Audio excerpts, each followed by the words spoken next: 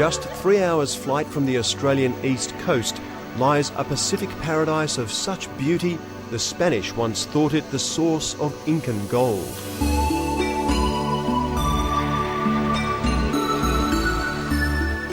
Its population of 500,000 is spread over 1,000 tropical islands, rich in fish and timber.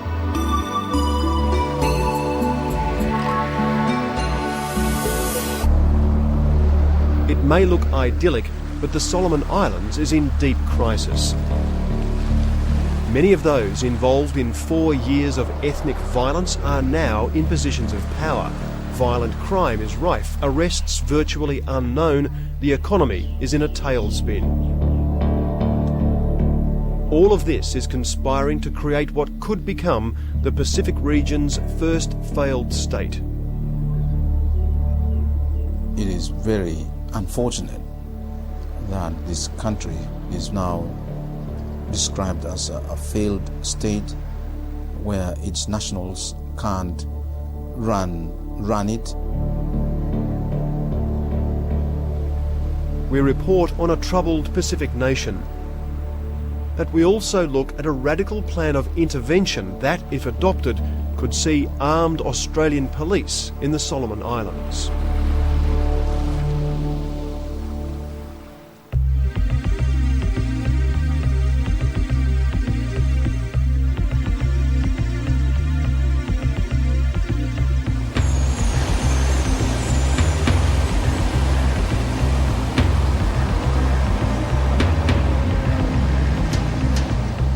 William Morrell is a British bobby on a mission from Manchester to restore the law.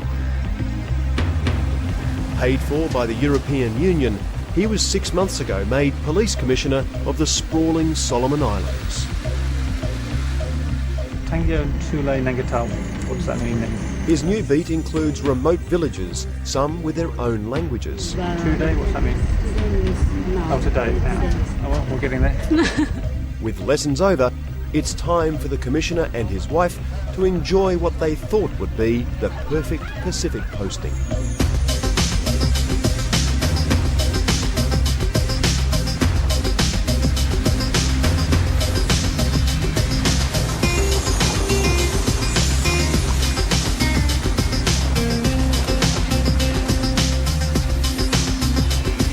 From my sort of distant position in England, looking at the sort of South Pacific, you think everything's really sort of nice.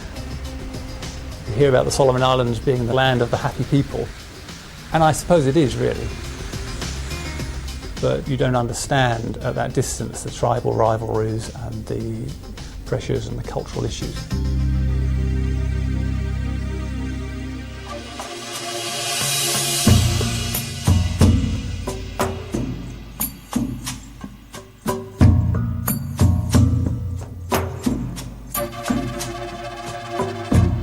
Those tribal tensions burst into bloody conflict 4 years ago. A virtual civil war erupted when militants from 2 rival ethnic groups took up arms. Many of those involved were police. More than 200 people died in the violence. Government was ousted in a coup. In a peace deal, militants were for a time made Special Constables and paid to demobilise or keep the peace.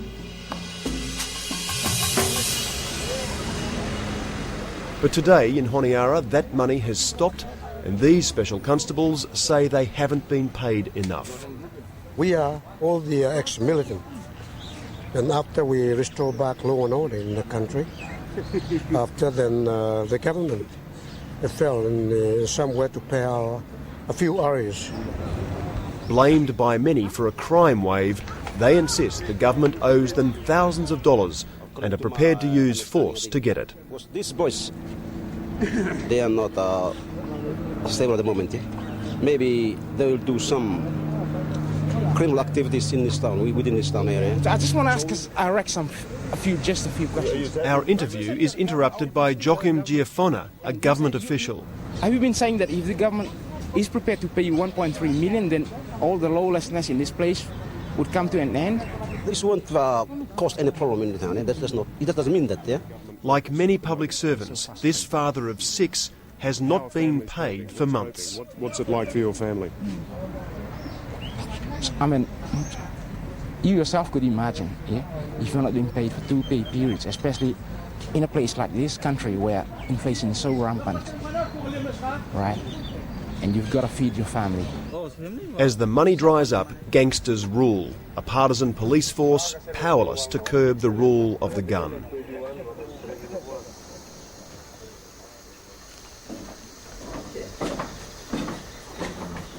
Moses Su'u is Supreme Commander of the capital's main militia. So what's this one?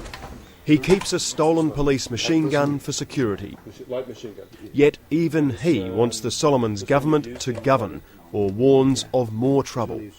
Right now, gunmen have tried every best, but him cannot do anything. Me no politician, me no say why.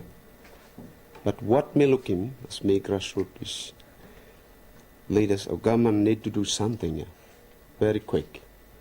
Otherwise it's too late in years to come. Among his contacts is Nelson Naeruria, a policeman and one of the militants who launched the coup, a man now haunted by memories of murder. Now, what we have experienced is that, like a normal human being, when you kill someone, yeah, you kill another normal human being, your way of thinking is not straight now. Now the father of a 2-year-old, Nelson says militants need counselling to stop the violence, and the police force needs replacing. I hope a neutral force would come in first, just to start it off first. Because now if you look at the police force now, we have all the one-talks, and there are most of our relatives involved in this coup. So once one of our relatives did something wrong, how can you go and arrest your own relative, which you've been involving with him during the crisis?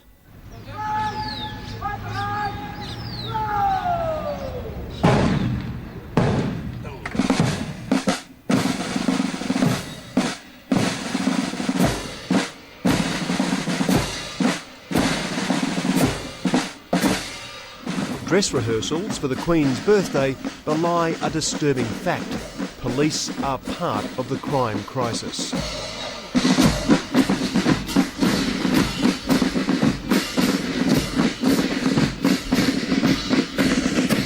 The police force has been completely compromised by their involvement in the coup and the subsequent behaviour of many of the police. Stand on! Regularly going down to Treasury and to government offices, demanding funds and special allowances, alleged payment for alleged operations.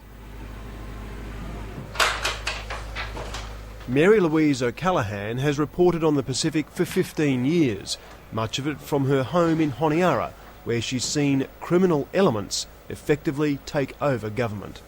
The people running the country are only running the country because the people with the guns feel it's in their interest for those people to be there. The system has collapsed in terms of representing anything that the ordinary person wants. I think you would have found yourself from the people you've spoken to enormous support in amongst the grassroots of Solomon Islands for a return to rule of law. And you see that properties and lives is protected. It's in this environment Commissioner Morell is trying to restore order for a government that he says doesn't work. For the people of Solomon Island. Certainly law and order is a very important aspect, because then it will provide the environment where other things can function. And at the moment, that's not happening. Clear? Government is not functioning properly, and there's a lot of intimidation within the various ministries. Left, right, left. Are police officers still involved in acts of intimidation in Honiara? I am sure they are, yes. Right, left. Eyes, front.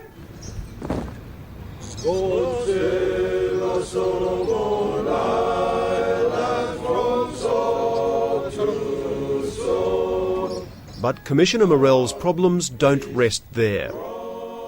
In a vast archipelago, he has virtually no money to re-energise a corrupted force, let alone fight crime. Great nations sing. Guadalcanal province as an example. There's about 40 police officers, only half of them have got uniforms. There are no vehicles, there are no boats. So they get reports of crime. They can't actually attend those reports. Stands forevermore. Now, where a letter like that has been? All over the world. Nonetheless, it was with remarkable speed police acted in this case, the beheading of an Australian, Lance Gerbach, at a Seventh-day Adventist hospital on Milita Island.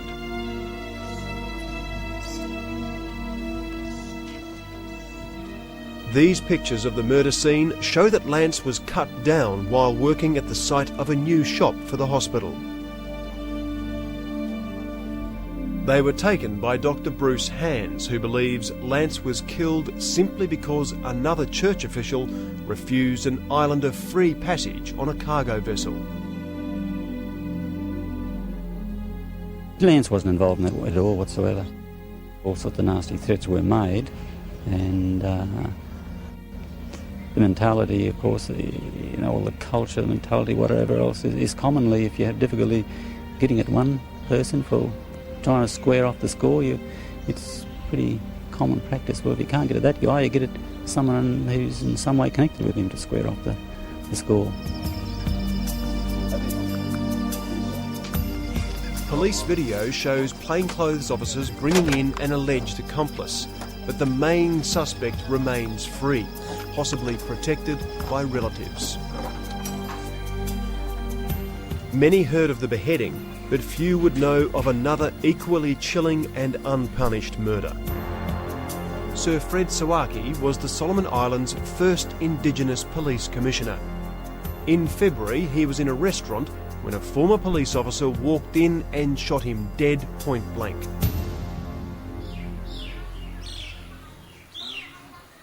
Sir Fred's wife, Lady Ethel, can't believe he's gone, just as they were about to enjoy retirement.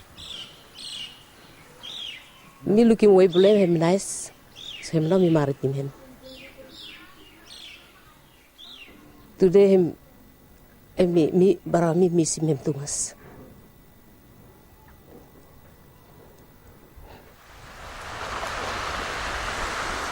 But what's most disturbing, in fact extraordinary, is that Sir Fred's killer was captured, escaped, and now lives openly and unchallenged on Milita. Lady Ethel blames the collusion of certain police. If something why police him free from, I got after him this man. Then I got to take him come back. But him look blow me and think blow me. Him look like police na him back him this one.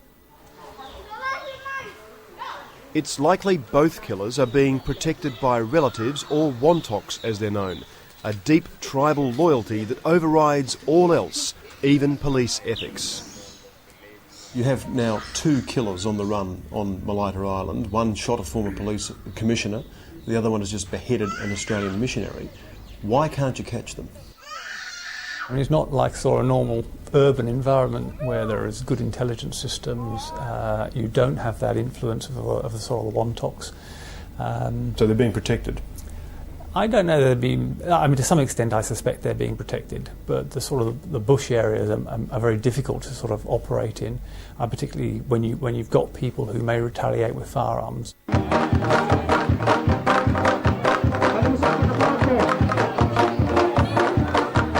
It's into this environment Commissioner Morell is today trying to extend the rule of law.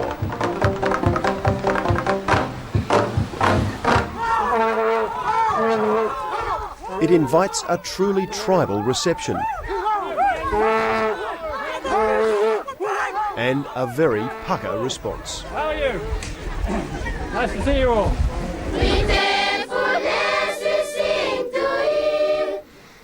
Aola village is one of the many that was racked by ethnic violence. As a sign of some progress, Commissioner Morell is here to declare it weapons-free. Formalities provide cover to check those pesky lines. Then it's on with the show. Nangil, Nangata, Vani, Hamu, Namanaka. The young men who took up arms listen sceptically. Many guns have been handed in, but some remain, they say, for self-defence. There's no permanent police post here.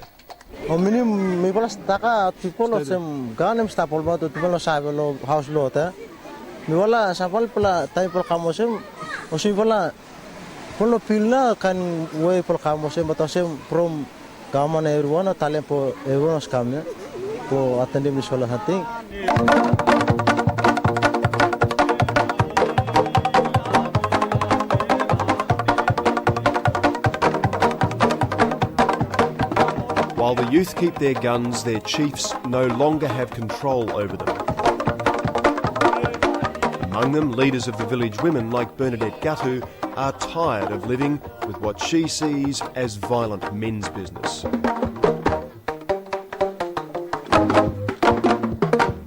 As is the case in similar conflicts elsewhere, it is the men who do all the planning and cause all the damages, and it is the women and children who suffer most and do everything within their means to keep families going. Stopping the violence along these stunning shores is just one of the many needs. What is this here? I asked another of Aola's female leaders, Tina Tavoria, to show me the village clinic. So how many people would this area look after? Say about 5,000 or more. 5,000 people would come here. This would be treating people. What's this section? This is the maternity ward. The maternity ward, but there's nothing in there. Just bare beds. Bare beds and scales. Yes. Does that mean that babies are at risk? Very much at risk. Have you had baby deaths because of the lack of supplies? Say about 10 or 20. Over what period? Over 5 years or 4 years since detention. The women blame government mismanagement and corruption. I don't know where the government is spending all the money. And it should spend it on those things, the basic needs that the people. It's absolutely political will. The ethnic violence is just an excuse to cause further tension and is used by certain individuals to... By politicians? Politicians and other power brokers within the community to create this sort of tension to allow them to carry on with their criminal activity.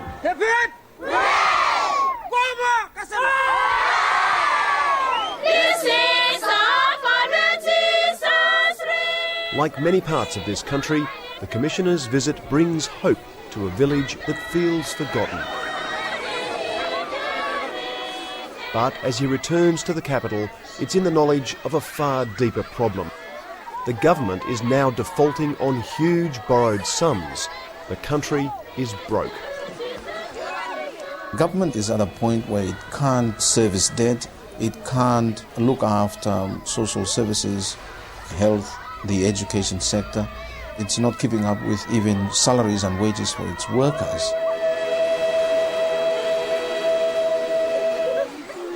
The government is no longer able to look after itself financially, so, bankrupt. As the nation limps towards economic disaster, no case highlights the breakdown of order more than the one involving this angry mob. These people are some of the 30,000 victims of a pyramid money scam, gathering today outside court for the appearance of one of its organisers. But in May, they were here outside the central bank, demanding its governor force the banks to open accounts for the scheme. It went as far as people coming in here and actually threatening my staff, giving out sort of threats like, this evening we will go to the governor's house and kill him and chase him wherever he goes. Remarkably, police could not secure this country's central bank. We have an angry mob. We have the police already advising us that this is bad, and the indications are that it will cause very, very serious disruptions, and that the police weren't able to handle. Only when the banks threatened to close down for good did the crisis abate. But until then, the government had been on the mob's side, condoning what the central bank had called fraud. All this raises the question, where is Parliament? Well, it's closed. It last sat in December and won't sit again until November. The official reason, the government can't pay the power bill. Opposition MP Joseph Tuhanuku thinks that's just an excuse. My conclusion is that it's not a question of money. My conclusion is that they just do not have any business to present to Parliament. In other words, they're not working. This government is not functioning.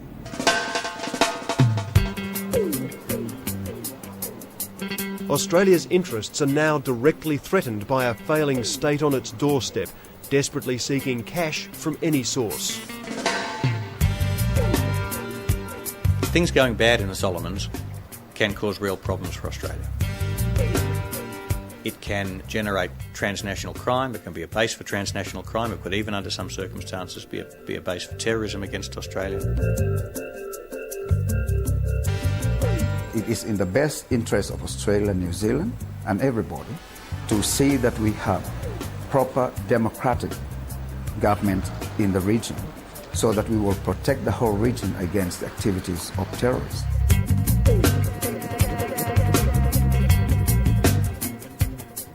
The government has been proposing that we should sell Solomon Island passport to people who are not even citizens. And that is something that terrorists would very much like to get hold of. Serious security risk or just plain crime, there's not much the police here can do. Already short of vehicles, they rarely have enough fuel to patrol Honiara, even on a Saturday night, when the beer flows and the fights follow. Given the lack of resources, it was with extreme concern in November, right after the Bali bombing, that Solomon Island and federal police tracked two groups of suspicious Pakistani nationals travelling through Honiara, one group in a chartered plane. One of their organisers has been detained in the United States. The chance of a failed state on Australia's doorstep is now ringing alarm bells at the highest levels. Last week, Australia's Prime Minister John Howard flew in Solomon Islands Prime Minister Sir Alan Kemakeza for talks on sending in an armed Australian intervention force. Specific as that, obviously, there are security issues and there are economic issues, and both have to be considered. The officials will be looking at the nitty-gritties of the issue, and as I said, the teams will be sent down, and I'm very happy indeed for the response I had so far. But details of the plan have been drawn up here at the Australian Strategic Policy Institute, led by former Deputy Defence Secretary Hugh White. He calls for an aggressive Australian-led police force. It's a job that can be done primarily by police, that a force of about 50 to 100 well-armed, well-equipped, well-trained police from a number of different countries could go in there and pacify Honiara, get that culture of guns off the street in about a year. Would that require the willingness to sustain casualties if that came down to it? I think it would. You certainly need pretty robust policing, and I think it would be important. Our plan suggests that military forces should be available to back up the police if that would be necessary. I don't think there's a simple solution that you can just transfer 100 police officers and dump them in the Solomon Islands and that's going to solve your problems. It's not. But that's why the Australian plan calls for a second step. A UN-style administration, a mini East Timor, to run the judiciary, jails and even the government's finance ministry for 10 years to get the country back on its feet. Remarkably, the plan has support from the highest office in the land, the Governor-General. I have read it, and my position is that if that can happen, then it's a way forward to assist Solomon Islands. But with overtones of neo-colonialism, would the people want it? I would think so. I mean, the comments we are hearing is that they want something done to law and order so that they can move around freely. We really need finance and law and order to be restored. So we need help from overseas. I'm good suppose Australian ought come help government for restoring law and order. That's a good idea. But why would Solomon Islanders surrender such a significant part of national sovereignty? They're sick and tired and frightened of where this is all going. And really, they don't feel they're giving up much. They've already lost their police force and their treasury. It's not functioning in the interests of the nation. It would mean a preemptive intervention like never before, a major shift in Australia's Pacific policy.